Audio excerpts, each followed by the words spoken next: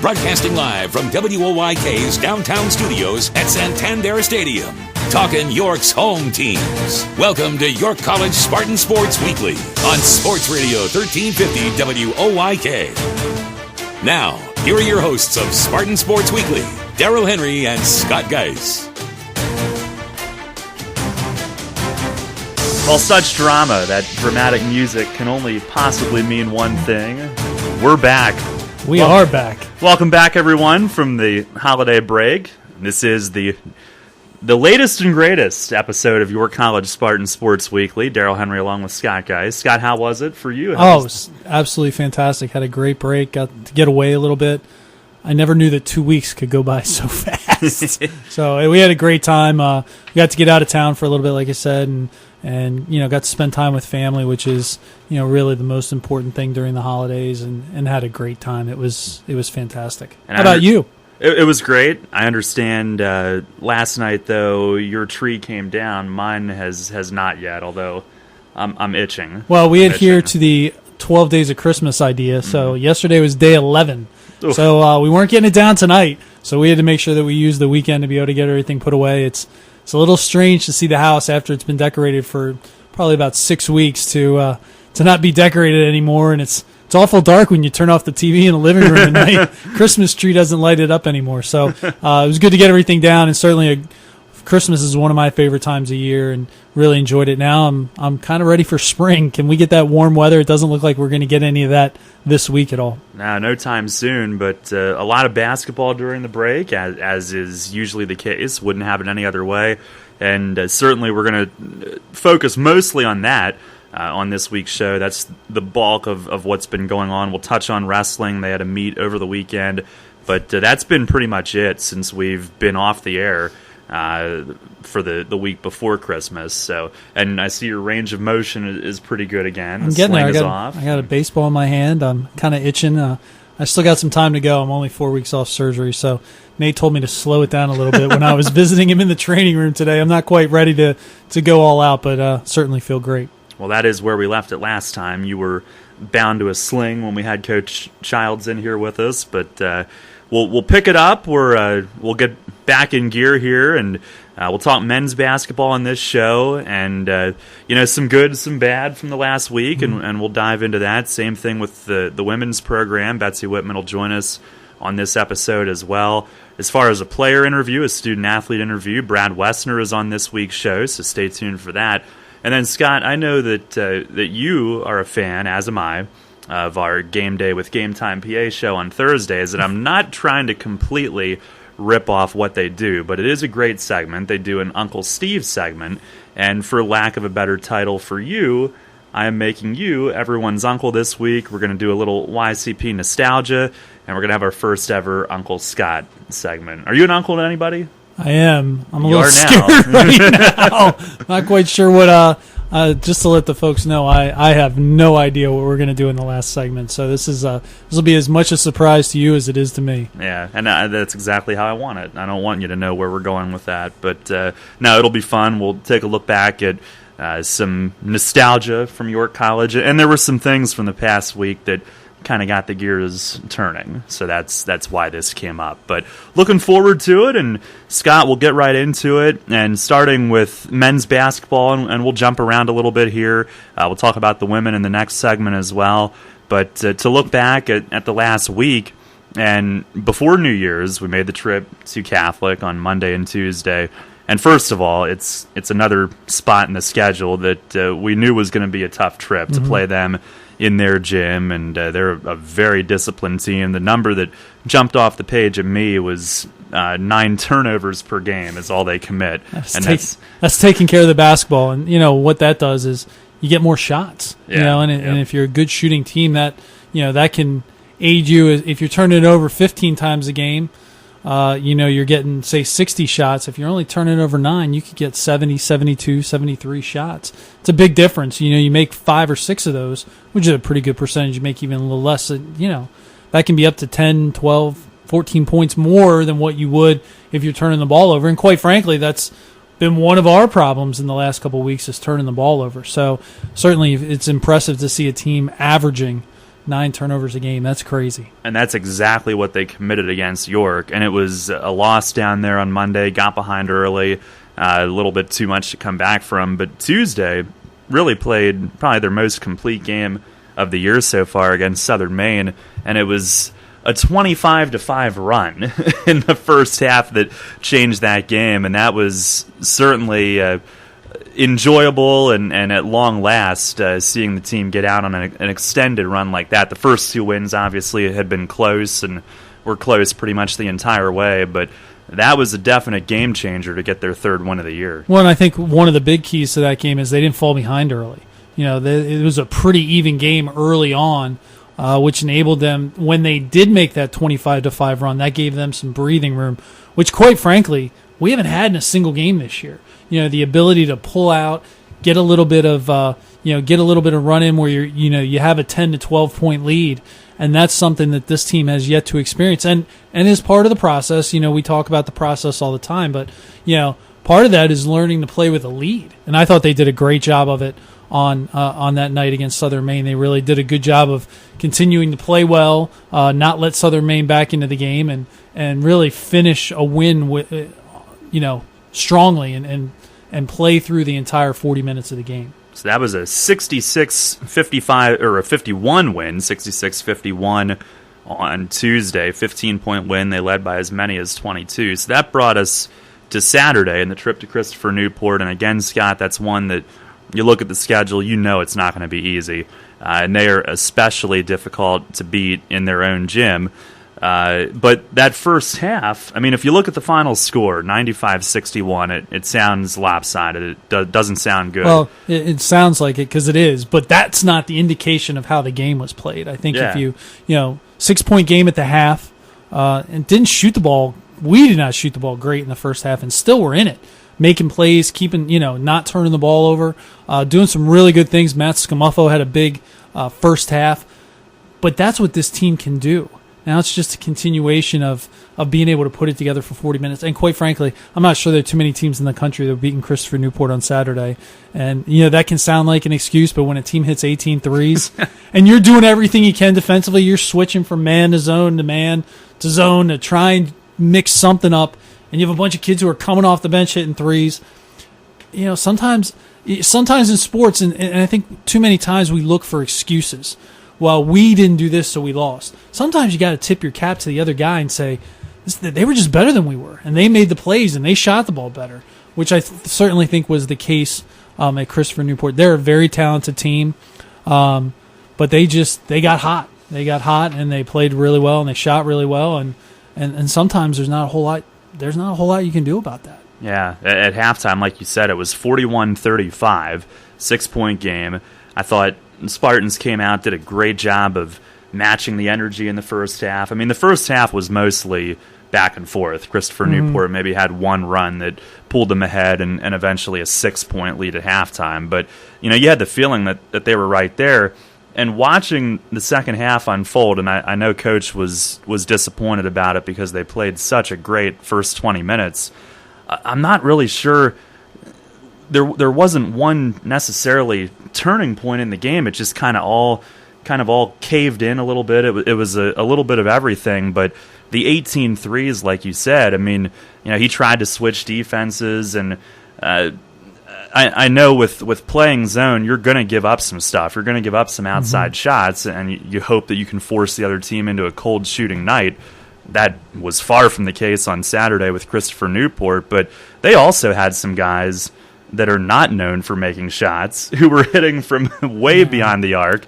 And it's just one of those things. I don't know what else you can do to stop that from happening when a team is white hot like they were on Saturday. Well, they came out, one of the things to start the second half, and all of a sudden, less than 4 minutes in to the second half, they're up 16.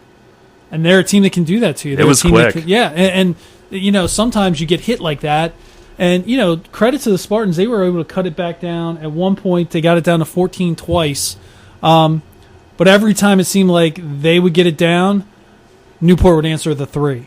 And that's deflating. When you keep trading 2s for 3s, you're going to have a hard time winning games. And I think it just got to a point where they were playing so well like I said, you tip your cap. They played really well. They shot the ball extraordinarily. It's a school record for them with 18 threes. They were over 50%, 18 for 35 from three, which is just, I'm not sure that too many teams could shoot 18 for 35 against air. So it's tough. And there's no question you look about it and you look at the final score and you're like, well, here we go again. And I don't think that was the case at all. But if you don't take time to really look at it objectively from a standpoint of how well we played in the first half, you're not going to see the value in it. But I think there were a lot of positive things that happened on Saturday. We had a lot of guys play well. It doesn't. You see a guy like Blake Strakeman who gets 7 rebounds in 15 minutes of play, and Dalton Myers, another fantastic game, 18 points. He was 8 for 12 from the floor, and he dunked on a kid. Which was enthusiastically called by yourself. That was very good. I was at home listening to that, and I'm like, yes. But he played well. Obviously, Scamuffo with 21 points, 7 for 10 at the line. Tyler Alsted had 7 points, 5 assists. So, they played pretty well. Now, we turned the ball over 22 times, which continues to kind of be a little bit of a bugaboo with this team. They got to do a better job of taking care of the ball. But that's something that, as we continue to mature and get better as a team, that will continue to take care of itself. Yeah, and I feel like they've kind of smoothed out the offense a little bit. I feel like that's coming around.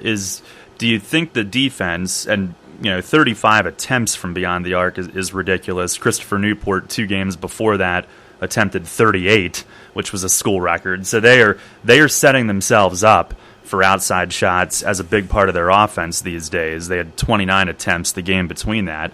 But do you think the defensive part of the equation, and the Spartans, I thought their first 2 wins of the year, defense was definitely a calling card in a positive way for them.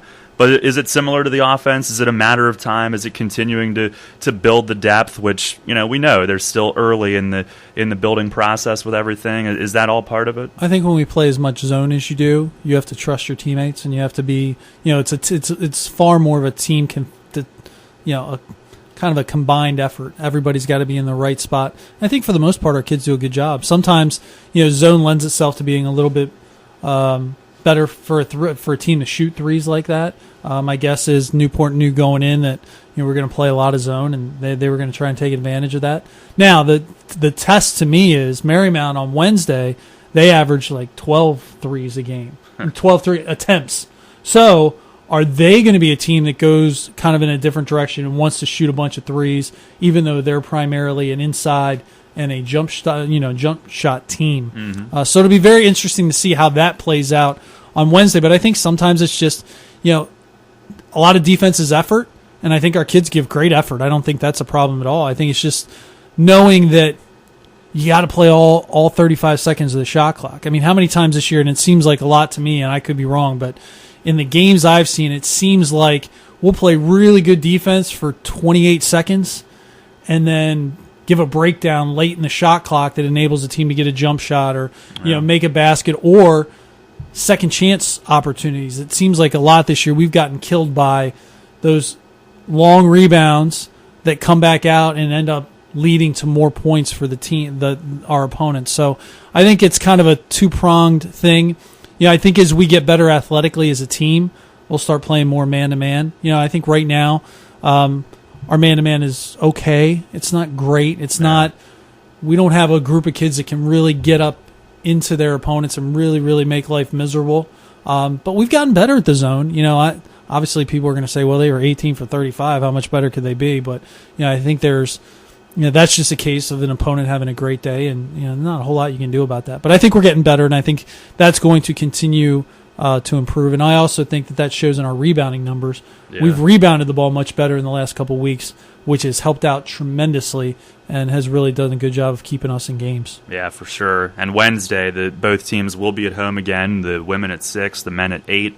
Hosting Marymount. Will be on at 5:45 if you can't join us at the Grumbacher Center. But one other thing I wanted to mention, Scott, before we break, I thought it was pretty awesome today.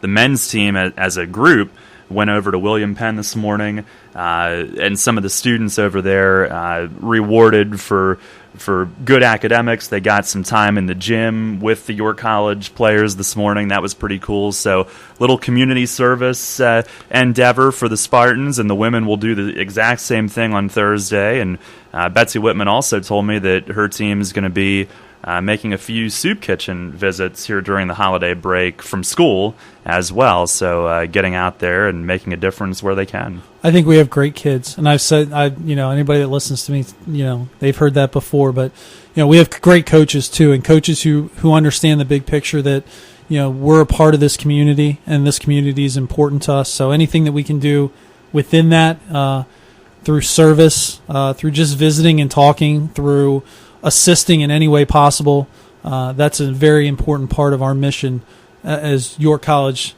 athletics. We want to be a part of this community, and we feel it's really important to take part in those things. And certainly our coaches get that too, and it comes from the top. Our coaches really understand that we need to, service is important, and I think that's great for our players to understand that, and for our coaches to understand that, and for the community to understand that we're not just here as an institution, we're here as a part of the community. Yeah, no, that's great. I know last year Matt Hunter was asking me how his players could get involved with the York Revolution reading program and go around to elementary schools and read to kids. Well, it's so funny. You see how our players interact with kids who come to the game, and they just do such a great job. I've always said that one of the best parts of my job, one of the perks of my job is, I have an 11-year-old son who, I can't have him be around enough, because I just think the role models that he can see are so great that really I can turn to him and say, be like that kid, be like that kid, be like that kid. Nick Brady was one of his favorites as he was a little bit younger, and they still have a great relationship. Every time Shane's in the gym, Nick takes the time out to talk to him and say hi, and those are things that I think as a kid he'll never forget. And it's an important thing for all of our athletes to know that they have that kind of impact on other people. Yeah, well, that's what's going on with the teams this week, on and off the court. Very good stuff. And we'll take a break. We'll check in on the women's team when we come back. Betsy Whitman joins us on this week's show, so stay tuned for that. We're back on here this week on your College Spartans Sports Weekly here on Sports Radio 1350.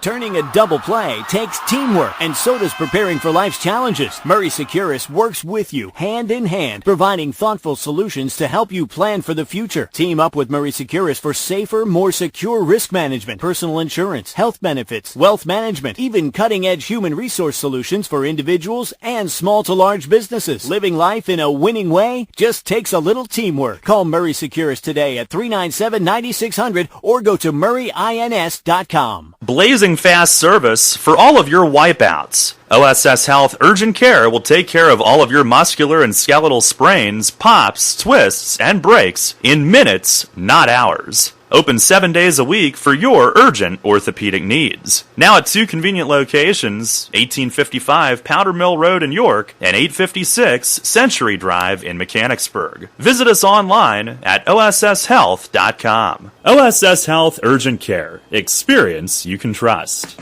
Dad, I'm home. Why am I not surprised to find you laying on the couch? Oh, hi, son. Is your fall semester over already? Yep, I love it at York College, and I really like living on campus this year. Yeah, that reminds me. We need to have a little talk. About the facts of life. Dad, we had that talk years ago. And anyway, I don't believe you ordered me from Amazon.com.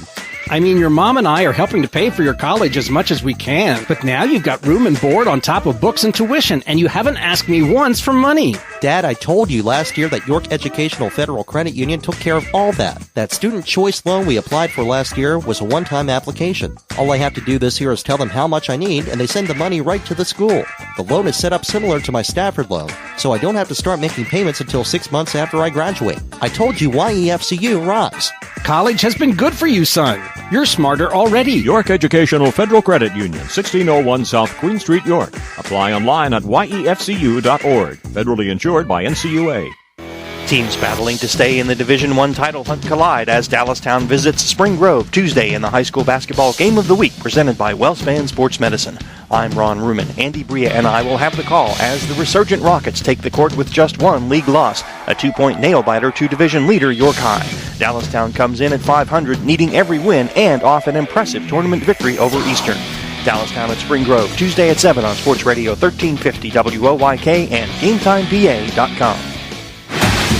Monday night on Compass Media Network's coverage of NCAA basketball, it's a newborn rivalry in the ACC as Notre Dame visits North Carolina. Hi, I'm Drew Bonadelli. Join Rick Mahorn and me for all the action as Jerry and Grant and the potent Fighting Irish look to make an early ACC statement against Kennedy Meeks and the Tar Heels. Notre Dame, North Carolina from Chapel Hill. If it's NCAA basketball, it's right here. Sports Radio 1350 WOYK. Your home for York's home team. The York College Spartans play here. Sports Radio 1350 WOYK, York.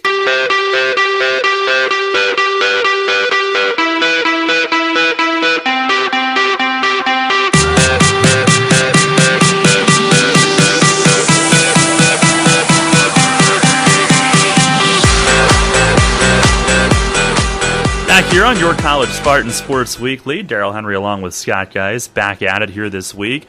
Hope all of you out there had a Merry Christmas, a Happy New Year, Happy Holidays all around. I hope you enjoyed the break, the basketball, if you followed us along from the road. And Scott, the women's team, similar to the men, they faced a tough team to begin the week on the road in a holiday tournament, and then got a big win in the second game, and then again on Saturday, Christopher Newport. Very similar circumstance. We knew it would be a tough trip.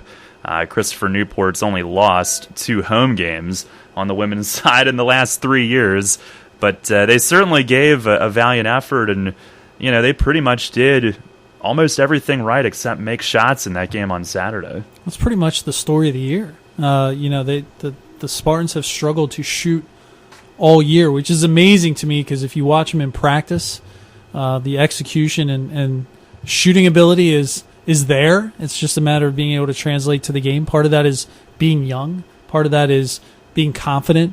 I think that there's times when there's a little second guessing going on internally instead of just saying, "Hey, I'm gonna play and let it fly." One kid who I think has played really well has been Sarah Shearer, and she's kind of that kid that she just goes out and plays, and that's allowed her to perform well.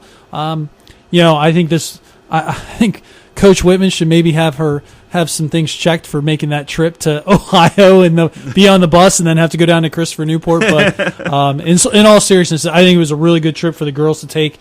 Really banged up right now, with Beth being out, with Carly being out, with Shay being sick, illness running rampant on the team. Yeah, really.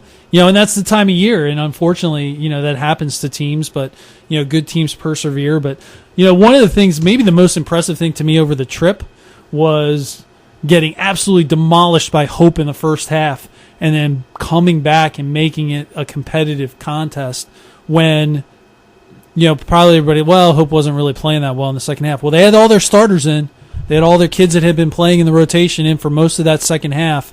So the Spartans were able to play well against good competition and then follow that up with a win, an overtime win over Franklin, who coming into the tournament was 5-2.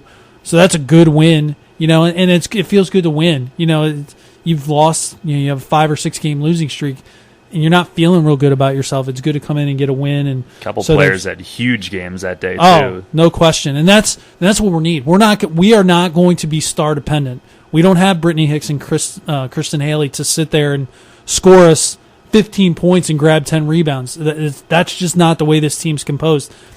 This team is going to have to be, when they're successful, they're getting 15 points here, 10 points here, 11 points here, rebounds by different kids. It's going to have to be a group effort for us to be successful. And that's just how it's going to have to be. This team is not composed like it was last year. And, obviously anybody that's watched us play realizes that. But Sam Ruse is playing really well right now. She's doing a lot of good things. She's blocking shots. She's rebounding. She's not scoring a ton, but she's doing a lot of really positive things. So, you have a bunch of different kids right now that are kind of starting to gain some momentum, starting to play a little bit better. It's just a matter of continuing that progression. And the Christopher Newport game, really, you play really well in the first half. You're in the game, and you just don't have quite enough firepower to be able to get over that hump, get the lead, and keep the lead. So, it's one of those things. It's very much a continual work in progress. But they're going to have an opportunity in the next couple weeks to put some wins together, and it starts on Wednesday against Marymount. Marymount's 7-3, 3-1 in the league. You need to come in and play well against them, and obviously the trip to Salisbury. Salisbury's undefeated in the league and playing really well right now, so that's going to be a tough trip. But after that, you have a chance to string some wins together, and I think you don't always want to look ahead. Certainly, you don't want your players looking ahead, but we can look ahead. The opportunity there to get a little healthy, get closer to 500, and give yourself a shot moving forward into the month of February. Yeah, Saturday it was 62-51, 11-point game, close most of the way. And earlier today we did catch up with head coach Betsy Whitman, getting her thoughts on the weekend and the big picture for her team here of late. All right, Coach. Well, looking back at Saturday's game at Christopher Newport, and it seemed like you guys were really close. Aside from shots not going in, what did you come away feeling like your team did well in that game against a tough opponent and in a tough place to play? Yeah, we knew Christopher Newport would be a tough opponent, even though they're a fairly young team like we are. I thought we really battled them on the boards, and I thought our defense was pretty good. We mixed it up between man and zone, and I thought we really knew their personnel well. We were well prepared. The other thing we did was we handled their pressure extremely well, even better than we did last year against their full court press, and even their run and jump in the half court. I thought we did a really nice job, but we just, once we got into the half court, I thought we rushed shots, and we just didn't put the ball in the basket. Is it, I know we've talked about it at length, but is it just maybe players trying to do a little bit too much and trying to be the hero that makes that one big shot to get them going? Yeah, I don't know. And I don't think the mentality is trying to be the hero. I don't think we have anybody like that on our team, but I do think, I want them to play with a sense of urgency, but I don't want them to be rushing shots. And sometimes we come down, we make one pass, and the shot goes up. And that's not what I want from our offense. And I don't really care what the score is. We want to execute, and that's something we've always been so good at, in the past. And I think it's just showing what a young team we are, and we just have to keep working on that in practice. And when we take shots within the flow of the offense, that's when we're going to score. And we proved that out in Ohio against Hope in the second half. That's what we did. We were down by 22 points, but we didn't try to make that up all at once. We came out, we executed, we reversed the ball, we went inside out. And, because of that, I thought we were just a little more relaxed and took a little more time on our shots. Yeah. Defensively, it was a pretty solid effort on Saturday, and one of the stats that jumps out certainly is Sam Ruse with 6 block shots and adding to her conference-leading total. Is that a skill? Is a combination skill and size? I mean, I know she's blessed with the 6'1" frame and athletic enough to guard some smaller players too. Yeah, I mean, she's obviously being 6'1", and she is athletic. She can leap. I think to be a good shot blocker, you have to have timing, and she has that as well. She was a volleyball player in high school, and I thought she did a really nice job defensively with those 6 block shots. And she's versatile. She can guard somebody on the perimeter. She can guard somebody in the post. I think Sam has really been stepping up for us, and she still has an awful lot to work on, like everyone else. But she's really tried to step up and be a leader for this team. But she's doing a great job on the defensive end. You guys were shorthanded over the weekend. Shea Wassel was under the weather, and Kaylee Knight really battled 14 rebounds and even with some early foul trouble in that game. But is the collective health getting better? Do you expect Shea back this week? Yeah, I think so. I mean, I think she's recovering from the flu, but she'll certainly be weak. And, Kaylee Knight, I had no doubt she could get in there and battle with Green, and she did. She got a couple quick fouls, but Kaylee Knight, just every time we put her in the game, we know what we're going to get from Kaylee, and she didn't disappoint. And I thought she did a outstanding job on the boards. And Kaylee, really, if you look at her, she's really only 5'9". She's listed at 5'10", I think, but she just battles, and she's another great athlete, and she can block shots, and she can rebound with the best of them. She's physically strong. and I thought she did a really good job.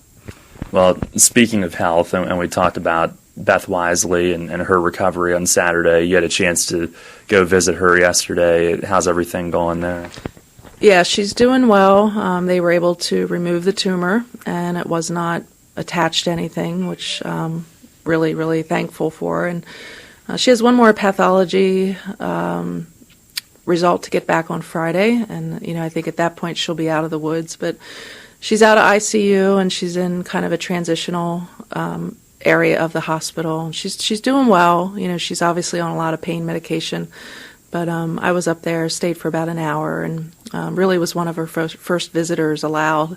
So that made me feel good. I took her a little care package, and the freshmen put together a little care package for her. But I'm hoping that she'll be able to come back and start up second semester. Obviously, she's out for the season. She has a really long scar all the way down her chest. And they have her kind of wired together now. So, I mean, the poor thing, she's 18 years old, and she's been through so much, but we're just so thankful that she's doing better and she's on the road to recovery. Yeah, I know everybody on the team's going to be thinking about her every day, and as you guys get ready for the Marymount game on Wednesday, give us a little thought on that matchup, and I know you have practice later today to start to get ready for that, but looking to bounce back here this week. Yeah, absolutely. First of all, it'll be great to be back on our home court and, not having to get on a bus and go somewhere. But, Marymount only has 8 players. So for most of the season, they've only had 7. So, they're limited into what they can really do in terms of defense. And I think they've been playing mostly 2-3 matchup just to stay out of foul trouble. And so what we're going to have to do is really execute against their zone defense and be able to hit shots and to be able to go inside out and, get post touches. And bottom line is we have to hit these perimeter shots, and that's where we've been struggling. So, I'm looking forward to Wednesday. I think it's going to be a great matchup. Marymount's one of our big rivals, and, we're looking forward to the game. Yeah, thanks a lot, Coach. We're looking forward to it as well. We'll see you then. All right, thank you. All right, Wednesday night indeed. The Spartans hosting the Saints, women at 6, men at 8. Our pregame coverage beginning at 5:45, and looking forward to getting back into Charles Wolf Gym. Yeah, we have the women haven't been at home since December 6th. Oh. So, a month and a day out of the home court. I think they'll be looking forward to wearing the home whites and playing in front of the home crowd, and encourage people to come out. And if there's not a bunch of things going on, get an opportunity to see 2 pretty good games. I think they're both going to be highly competitive games and games where should come right down to the wire. Yeah, definitely looking forward to it. We'll take our next break here. We'll jump back to men's basketball. Brad Wessner joined us on the broadcast on Saturday, and if you missed that, one of the Spartans' very promising young players, they're all young on the men's team, one of the sophomores. We'll have that interview for you coming up if you missed it Saturday. So stay tuned for that. Your College Spartans Sports Weekly continues after this. Hi, I am Cindy Scullion, one of the proud owners of Frank Storm & Company. We have been voted one of the best for 14 years by the York Dispatch readers for your personal and business tax needs. Call one of my partners or competent staff to set up your tax appointment for your 2014 taxes. We also can handle doing payrolls, sales tax, and compilations for your businesses. Give us a call at one of our 3 convenient locations, York, Dallastown, and Hanover. Hey athletes, does the winter weather dampen your sports training? It doesn't have to. Take your game inside at Backyard University, York's spectacular indoor sports training facility, right at home in your backyard. Located inside Fairmont Gym at 201 South Charles Street in Red Lion, Backyard University is a beautiful, state-of-the-art indoor complex for all of your sport needs. Featuring a complete baseball and softball training complex with batting cages, pitching tunnels, and a turf field for the entire team, Backyard hosts camps, clinics, and competitive youth travel teams to play in the region's top tournaments. Join York Revolution greats Jason Espedo, Daryl Harang, and Corey Thurman for one-on-one training. And take your speed and agility to a whole new level with professional trainer David David Brixius from Explosive Sports Performance. Play your game year-round at Backyard University, right at home in your backyard. Visit online at backyard-university.com. Security in life isn't something you just wish for. You build it with a strong financial plan. Start with Northwestern Mutual. Together, we'll design a disciplined and balanced approach to financial security, because reaching your goals is something we both want to work toward. To learn more, contact me, Dan McGarry, at my office on the Square in York. Look for the blue awnings. Who's helping you build your financial future? The Northwestern Mutual Life Insurance Company in Milwaukee, Wisconsin. January and February are Caribbean months at Fender's Grill and Pub, located at the Wyndham Garden, York, formerly the Holiday Inn by the West Manchester Mall. Featuring chefs' Caribbean specialties and Caribbean drinks, plus Fender's regular menu. Visit Fender's to beat the winter blues and sign up for a chance to win a beach vacation. Register during January and February. The winner will be drawn on March 1st. Fender's is open daily for breakfast and dinner, for private parties, and we have live entertainment Friday nights. Fender's Grill and Pub, 2000 Louts Road in York. Come visit us today. Pretty soon your family will be itching to break out of the cabin you've been cooped up in all winter. Let the kids loose and get your caboose to Festive Ice, York's first winter ice festival, presented by York Traditions Bank on January 16th and 17th at Santander Stadium. Food trucks, music, laser tag giveaways, and guys chiseling Yetis out of ice with chainsaws. And there's more. As a bonus, tickets get you in both days and are only $3 for kids 12 and under, $6 for ages 13 and up, and free for tykes 3 and under. Festivice.com. We're Screamin' Green. How about you? The York College Spartans are on Sports Radio 1350, WOYK.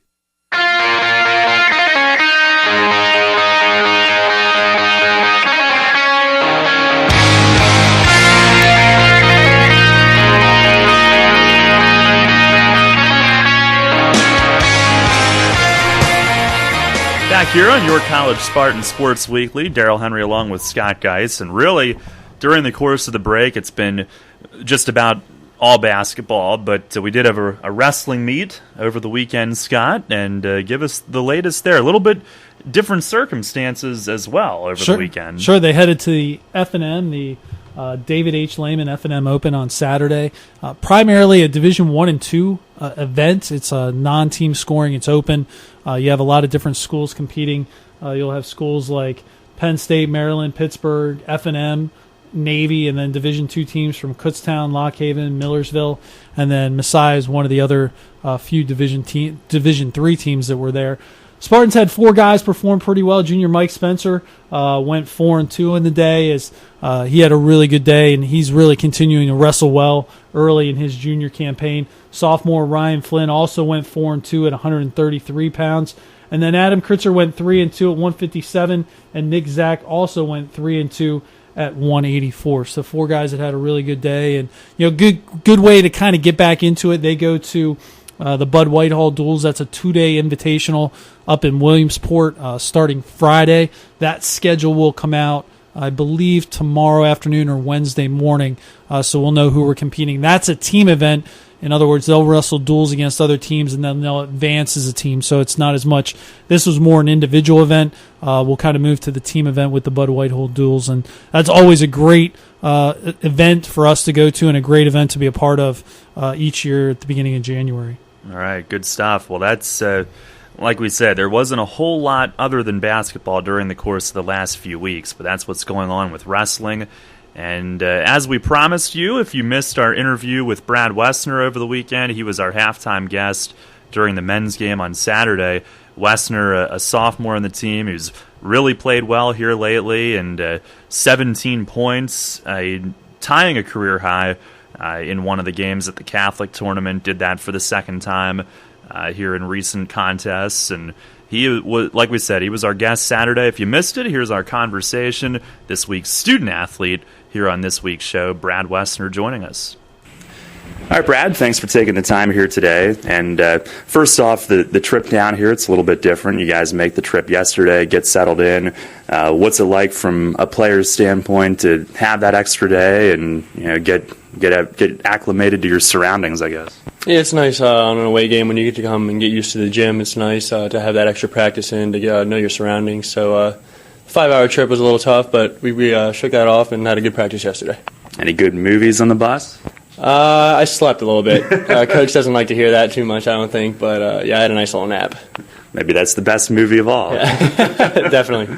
And last night, you told me it was the bowl game that had your attention, not the video game room of choice. Nope, Dalton and I were watching the Alamo Bowl, so we were just tuning on ESPN and just relaxing a little bit.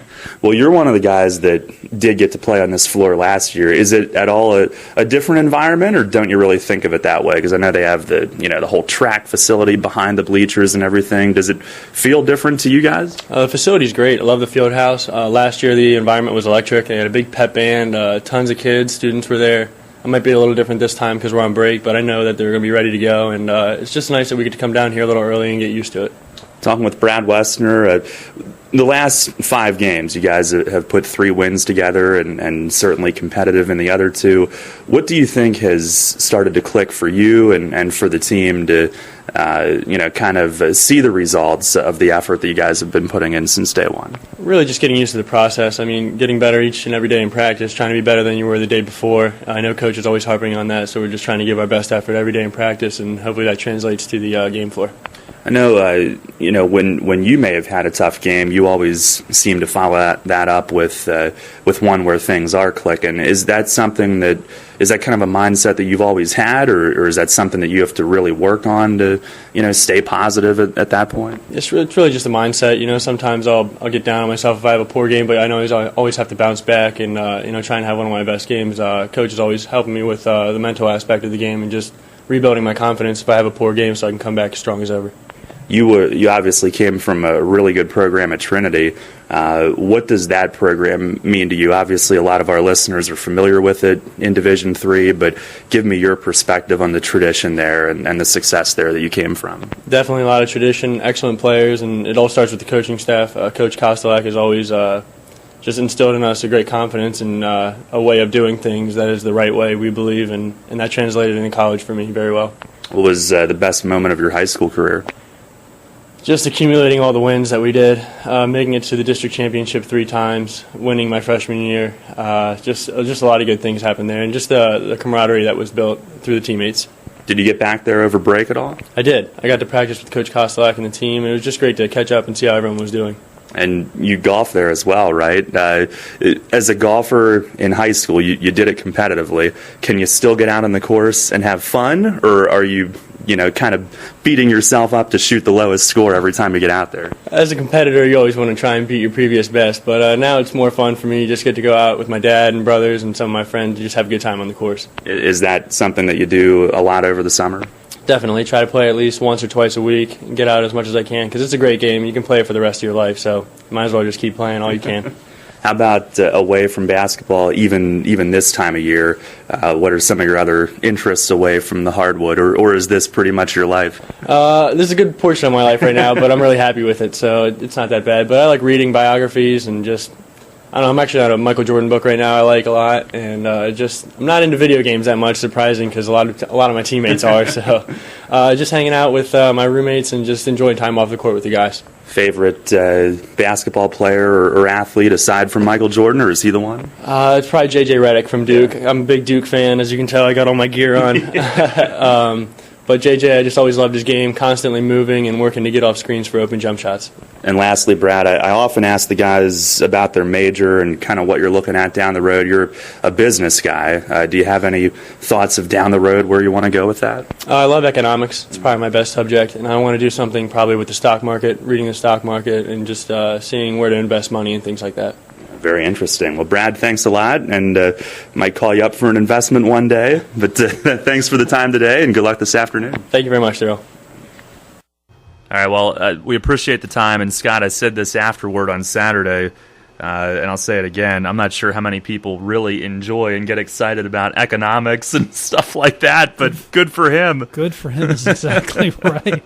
I hated economics, which is probably why I'm working in sports. So, Brad's a great kid who's really starting to blossom and continue to play well for most of the year. And, he's right. He's had a couple games where he hasn't been great, but he's usually followed each one of those games up with a really strong game. So, I think consistency is one of those things as players progress that you work on. It's probably one of the last things to come in terms of, consistently performing each day. not only in practice but also in games. So, Brad's going to be a really good player for us, continues to be a really good player for us, but I think as we look back on his career, he's going to be one of those kids who has been stalwart for 4 years. And Saturday was a tougher game, so is he a pick to click for you on Wednesday night? He could be a pick to click. I think his history is if he doesn't play well on one night, he'll bounce back and play well on the next. So let's hope that trend holds true and he has a great game on Wednesday night. By the way, breaking news here on today's program. We're going to go back to women's basketball and announce that Sam Roos has been selected as the Spartan Athlete of the Week, and that release, I believe, will be going up on the website momentarily. So my intrepid assistant, Derek Marenhausen, is putting that up as we speak. By the way, Brad Wessner Saturday, 4 points, 2 assists, only 1 turnover, so he didn't play badly. Yeah, but it wasn't the 17-point and I think game. you talk about when we say struggles, we put that in air quotes. Exactly. But he might not score. He had 4 points, and that for him, I think when we're going well, he's averaging between 8 and 12 points a game. Yeah. With an occasional game it's a little better, an occasional game it's a little worse. So, I think for him to continue to progress as a player, that's where he's going to be. I think by the time he's a senior, he's a 12 to 14 point a night guy on a pretty consistent basis. So I think he's just continuing that growth process that a lot of those guys are experiencing right now. No doubt. Well, we will head to our final segment here, and this is going to be a good one coming up. Scott has he doesn't know what to expect today, and I can tell you're a little leery of where I'm heading with this, but it's we're looking back on some good times. All right, as long as we're not allowed a dumpster fire on the radio, we'll be fine. Well, we'll see what the next segment brings, but we will have our first. Like I said, I didn't want to rip off the Thursday show, but for lack of a better title on short notice, our first Uncle Scott segment of the program coming up. So stay tuned for that. This is your College Spartans Sports Weekly on Sports Radio 1350. Get ready for winter now and save big on your heating oil or propane costs. Call today to schedule your first fill, and don't forget to ask our energy advisors about the right money-saving plan or budget to fit your lifestyle. Lock in your rate and protect your price all winter. Our price-protected customers save an average of $325 per year. Visit ShipleyEnergy.com or call 855-4SHIPLEY to schedule your next heating oil or propane delivery. Shipley Energy, energy for life. At OSS Health, our highly trained physicians are on the field, in the training room, at home games, or away. From preseason physicals to postseason surgery, we're on the sidelines so athletes don't have to be, getting you back in the game. When it comes to sports medicine, we're the ones you've trusted for 30 years. OSS Health Sports Medicine, experience you can trust. Visit us online at osshealth.com. January and February are Caribbean months at Fender's Grill and Pub, located at the Wyndham Garden, York, formerly the Holiday Inn by the West Manchester Mall. Featuring chefs' Caribbean specialties and Caribbean drinks, plus Fender's regular menu. Visit Fender's to beat the winter blues and sign up for a chance to win a beach vacation. Register during January and February. The winner will be drawn on March 1st. Fender's is open daily for breakfast and dinner, for private parties, and we have live entertainment Friday nights. Fender's Grill and Pub, 2000 Louts Road in York. Come visit us today. Teams battling to stay in the Division I title hunt collide as Dallastown visits Spring Grove Tuesday in the high school basketball game of the week presented by WellSpan Sports Medicine. I'm Ron Ruman. Andy Bria and I will have the call as the resurgent Rockets take the court with just one league loss, a 2-point nail-biter to division leader York High. Dallastown comes in at 500, needing every win and off an impressive tournament victory over Eastern. Dallastown at Spring Grove, Tuesday at 7 on Sports Radio 1350 WOYK and GameTimePA.com. Monday night on Compass Media Network's coverage of NCAA basketball, it's a newborn rivalry in the ACC as Notre Dame visits North Carolina. Hi, I'm Drew Bonadelli. Join Rick Mahorn and me for all the action as Jerry and Grant and the potent Fighting Irish look to make an early ACC statement against Kennedy Meeks and the Tar Heels. Notre Dame, North Carolina from Chapel Hill. If it's NCAA basketball, it's right here. Sports Radio 1350 WOYK. At Northwestern Mutual, we take a disciplined and balanced approach to financial planning. Together, we'll help build your financial future on time-tested principles, not market trends, so you can take advantage of life's opportunities. To learn more, contact me, Dan McGarry, at my office on a square in York. Look for the blue awnings. Who's helping you build your financial future? The Northwestern Mutual Life Insurance Company, Milwaukee, Wisconsin. Your home for the Spartans. Sports Radio 1350 WOYK.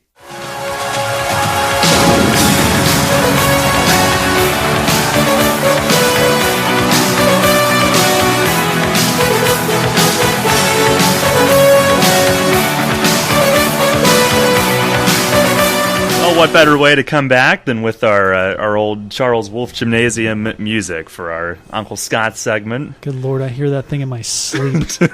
Holy cow, I had enough years of hearing that. So now, just to let the people know, I'm usually pretty organized, and I like to know what's coming ahead. I'm a little nervous about this segment. I've maintained all day. I don't think you should be, but we'll see. And if this doesn't work out, I can prep you ahead of time next time. But so here's where I'm coming from, Scott. We had the trip to Catholic earlier this week, the men's team, and that brought up some memories for me from CAC battles gone by. So I figured we'd close the show with some good memories and a little quiz for you. And I was never a good student. No, pop quizzes, not your thing. Not your thing. No. All right. Well, I flash back. When we were down there on Monday, it was our first visit since January of 2007. But if you had to pick a game at Catholic that really stood out at Catholic, might have been November 29th, 2000. Catholic was then ranked 6th in the country.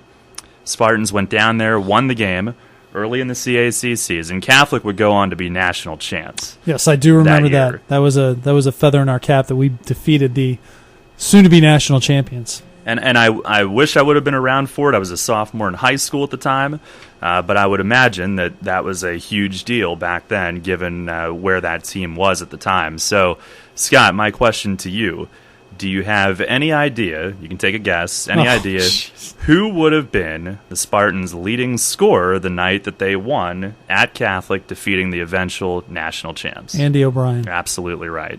See, wow. That's not that difficult. I got lucky there. I think I got pretty lucky.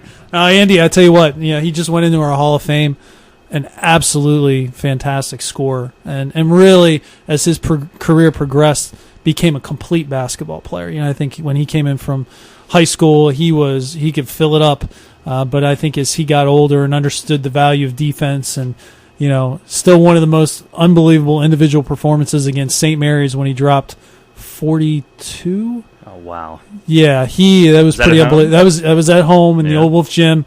It was the last home game of the year, and it was fun to watch because he just kind of got hot. I mean, he was doing some heat checks from way downtown, and certainly Andy was a fantastic player. Is our second all-time leading scorer. Gotten passed by. He is our all-time leading scorer. I'm sorry, Chad McGowan was second. Yep. Almost got passed by Chad McGowan, but Andy, just a fantastic player and a guy who, not only was a great player, a great guy, loved playing the game, was incredibly personable. In this day of more media, I think he would have thrived in terms of doing interviews. He would have been fantastic, and really kind of another DeLune Catholic guy, Nick Brady, kind of followed along Andy's footsteps as he went along his career as well. Yeah, I wish we would have been around doing this stuff during that time. That must have been awesome. And a little over 14 years ago, knowing Coach Gamber, he probably celebrated by going to an Eagles game a couple days later. Probably. But O'Brien averaged 19 that year, and he scored 19 that night, by the way. Also, Alex Bernstein had 18. Tim Hawken had a double-double. Oh, number 33, points, Tim Hawken. You remember the numbers. Hey, I'll tell you what, he was a guy who did a lot of little things. He was kind of the glue guy. He'd rebound, he'd pass. He was always in foul trouble. Tim was always in foul trouble. But he was a guy who played so hard. And that was a really good group of guys, and that team, would go on to have a really good year and have a really good year after that. So that was certainly a group of kids they were fun to watch, and they were a group that kind of came together as freshmen and progressed, and that was fun to watch. You didn't know what I was up to when I was in at the office earlier today, but I was all over this box score. Spartans were 22 of 25 from the line that night. They held Catholic to 28% shooting. Must have been awesome. Well, that was the Pat Maloney years. Trying to remember who their big center was, who was a really Matt. Matt Hillary. Yes, Hillary was that's their it. center. Yep. Great player. Yep. And Pat Maloney, great player. They had some. I'll tell you what, that was a well-coached team. That was a really good basketball team. And they, Mike Lonergan, who now is at GW as the head coach, did a fantastic job with that group. Mike was he was a little high-strung, but he's a heck of a basketball coach and does a really good job and still does a really good job with that group at GW. Yeah, and when I first came around at York College, his wife was coaching the women's team also. Mike and Maggie. Not too shabby a coach in her own right. She Yeah, did a really. pretty good job with the Catholic women. Really. Well, the other question then, another great moment in the York versus Catholic history, certainly, was the Spartans' first CAC championship win. February 27th, 2005, they beat Catholic 73-62 in the old Wolf Gym. Who was the leading scorer that day? Do you remember? Ooh, that's a tough one. I think it was Bushy. Yep. But I would, 2 for 2. Yeah. That was a game that got delayed a day by snowstorm, and actually the tournament I think something happened with the weather along that. But we played on a Sunday. Oh yeah. So that was about as an emotional a win I think as I've been a part of it, because for so long Coach Gamber had never been able to get that conference tournament championship, and the ability to play at home, and it was as memorable a day. It's our last. It's the last championship in Wolf Gym, and obviously we had a really good team coming back the next year, but weren't able to do it. But it's just such a special moment, and the embrace where I sat. I used to sit on the floor, and I was right next to our bench. So to see the guys coming off when it's evident that we're going to win, and the embrace and the hugs, and just that was such a close team and such a good team. That's something and obviously we go on to to play in the Final Four. It's just something I don't know that you can ever express how awesome that was. And we're going to win more conference championships, and we might go to the Final Four at some point in time. It'll never be like that first time, and that first time was as incredible a moment professionally, personally. I'll never forget Coach Gamber. We got off the bus at Salem, and he's like, "Enjoy this. This might never happen again." Well, of course, I'm young and stupid, and I think, well, we got almost everybody coming back. We're going to be able to get back here next year, and of course, we didn't. So he was very prophetic in that. But you look back and you realize what a special accomplishment it is, and what a special group of young men. One guy, Ben Seibert, who never really probably got the on-court love that he deserved, was an unbelievable leader for that team, and his ability to get those guys to play together. And it started actually the year before. We started off really slow. I want to say we were maybe 0-7 or 1-7 or something, not real good. But just really got hot at the end of the year and started playing really good basketball, and I think that carried over towards the next year. And of course, Chad McGowan comes in for us, and all of a sudden, you got a team that's really, really good. And I think when we went up to Albright that year and won at Albright, was really a sign of, hey, we might be pretty good. That was the tip-off, right? Yeah, that was the tip, and that feeling of, hey, we maybe have something special. And of course, Coach Gamber, we take one game at a time. We don't think ahead. Always one game at a time, which is really, from a coaching perspective, is exactly what you should do. And you look at it and just understand how awesome it was. And if you look at some of those scores from the year, you think, man, we just cruised through the year. We were a great free throw shooting team. And there were a lot of games that were somewhat close games that we just put away because we were so good at the free throw line. So maybe a game that's really a 5-point game ends up being a 12-point game because we go to the line and are pretty good at the end of the game in the last 2-3 minutes of the game. Yeah. So I think that's one of those things you look back and, man, they had a lot of double-digit wins. And we did, but they weren't always necessarily not close games. There were a lot of games I went into that year I was pretty concerned, especially you started winning, and that expectation of continuing to win, and you get nervous because, I don't have any control over who wins or loses. I'm just there to report on what happens. But you get into it and you're invested with a group of kids, and, there were a lot of weekends, Saturdays, I'm like, oh, it's going to be a tough game today. We win by 22, and you're like, okay, well, we're pretty good. But it was such an enjoyable year and such a great time. We're coming up on 10 years ago that happened, which is just mind-blowing to me, and also makes me feel really old as I'm now everybody's uncle. But what a great year for the Spartans. Well, you were 2 for 2 on that today, and we're actually just about out of time on this show. That took care of our last segment. So I had 2 other really good questions for you. We're going to save them for next week. Do you want a hint of what they are now? I mean, yeah, give me a hint. Can't now. leave people like that. It's just going to ask you the best and worst parts about working in the old Wolf Gym. So okay. We'll we might have a whole show on that part. All right, well, we got to run, Scott. Thank you very much, and we'll see you Wednesday night. Yep, Happy New Year to everybody. I hope everybody had a great holiday, and it's time to get back to work now. All right, 5:45 Wednesday. We're on the air. The Spartans host Marymount, and we'll see you then. Thanks for listening to York College Spartans Sports Weekly here on Sports Radio 1350. The York College Spartans play here. Sports Radio 1350. WOYK, York.